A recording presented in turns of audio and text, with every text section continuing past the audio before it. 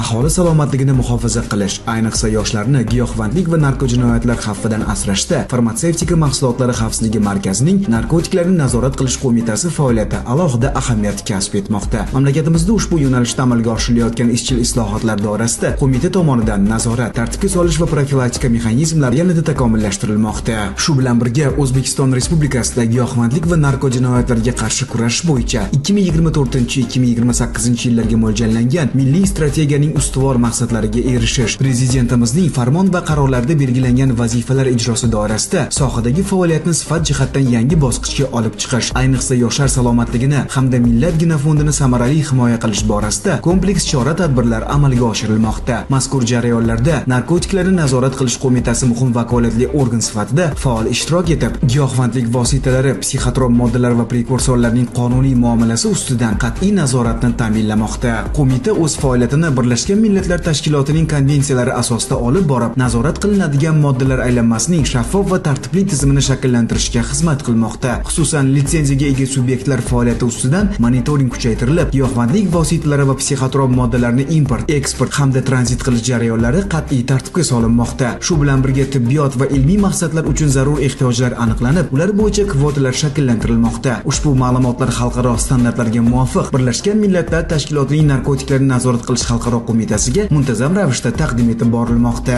Bundan tashqari qo'mita tomonidan yagona elektron ma'lumotlar bazasi yuritilib, nazorat qilinadigan moddalar muomalasi bo'yicha hisobotlar chuqur tahlil qilinmoqda. Huquqni muhofaza qiluvchi organlar bilan yaqin hamkorlikda kompleks nazorat tadbirlari amalga oshirilmoqda. Mazkur tadbirlar doirasida aniqlangan dori vositalari va moddalar markazning jahon standartlariga javob beradigan eng zamonaviy va yuqori texnologiyalar bilan jihozlangan laboratoriyalarda ilg'or tahlil usullari asosida ekspertizadan o'tkazilib, ularning sifati, tarkibi va xavfsizligi bo'yicha ishonchli ilmiy amaliy xulosalar shakllantirilmoqda. Bu esa nazorat tizimining shaffofligi va samaradorligini ta'minlash, shuningdek, qabul qilinayotgan qarorlarning aniqligi va asosliligini yanada oshirishga va aholiga xavfsiz, samarali va sifatli dori vositalari taqdim etilishini huquqiy kafolati bo'lib xizmat qilmoqda.